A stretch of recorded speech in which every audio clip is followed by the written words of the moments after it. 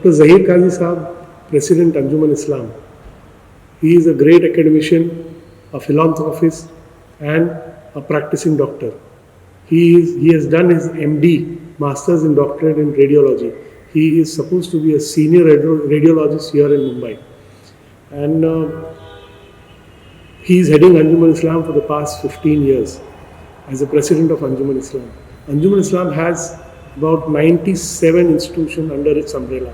It's a conglomerate of so many institutions together with a variety of courses right from KG till PhD at Anjuman Islam. Anjuman Islam has about technical institutions, catering colleges, management institutions, home science. You talk about it and Anjuman has it. Presently where we are sitting is the Karimi Library. This Karimi Library is a historic place. In this Karimi Library, the struggle of freedom fight started right here. And the then President, Badruddin Tayyib Ji, Justice Badruddin Tayyib Ji, was heading Anjuman Islam. And in this pandemic, Anjuman Islam played a vital role. Anjuman Islam gave all the opportunity on this digital platform to its students, imparted quality education and fought the pandemic in the best possible way.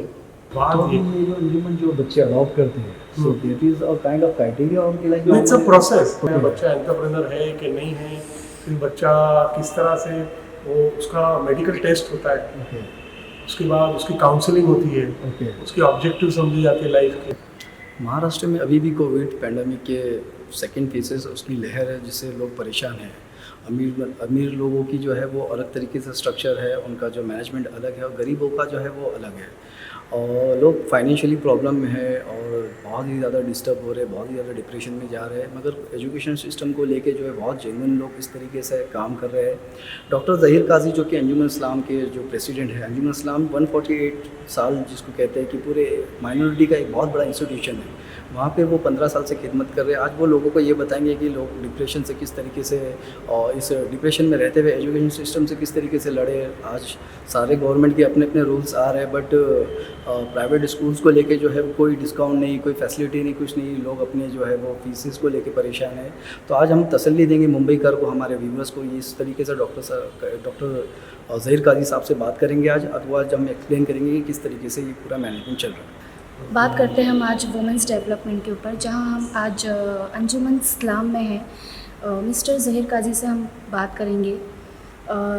यहाँ पे 40% female student हैं और इनका नारा भी ये है कि बेटी बचाओ, बेटी पढ़ाओ, बेटी बचाओ। और बेटी बचाओ के ऊपर इनकी क्या इम्प्लीमेंटेशंस है।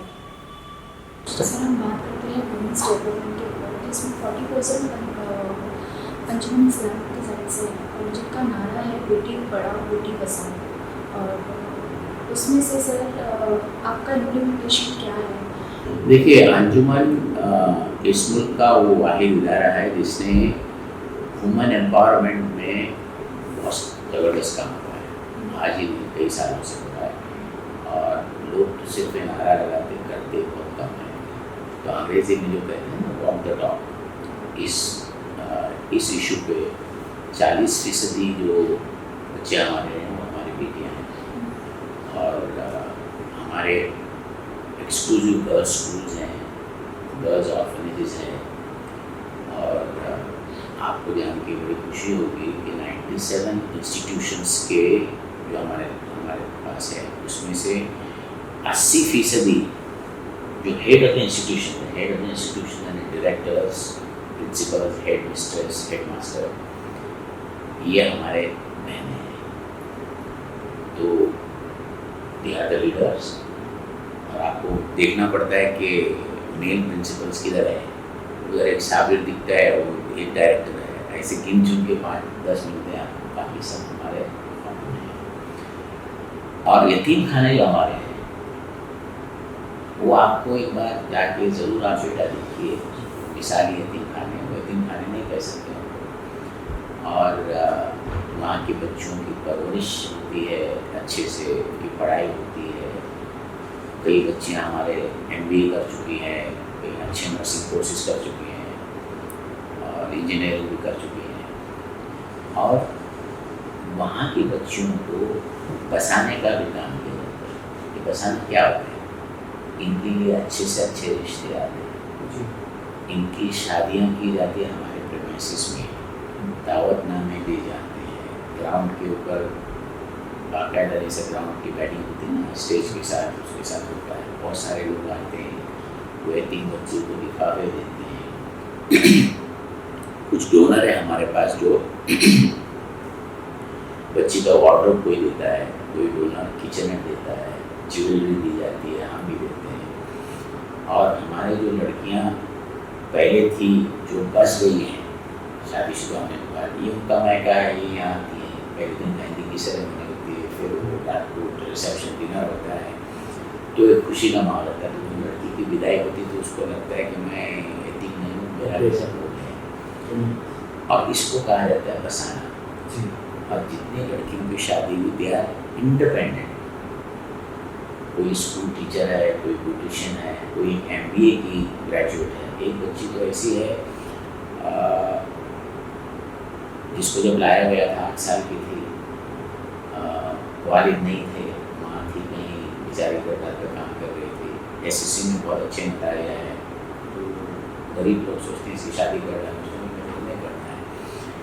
उसने जूनियर कॉलेज की, सीनियर कॉलेज की, उसके बाद हमारे यहाँ पे कैंपस में जो अल्लाना इंस्टीट्यूट बिजनेस मैनेजमेंट में उसने MBA पोस्ट ग्रेजुएशन किया उसने, और उसको कैंपस सिलेक्शन हो गया, वहीं से मिला।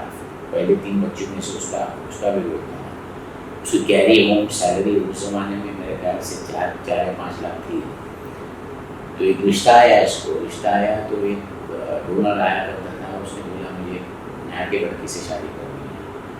वो जो लड़का था वो असिस्टेंट ये था, chef, deputy chef in Taj Chinese restaurant, उसको क्वार्टर्स में मिले हुए थे टाटास के।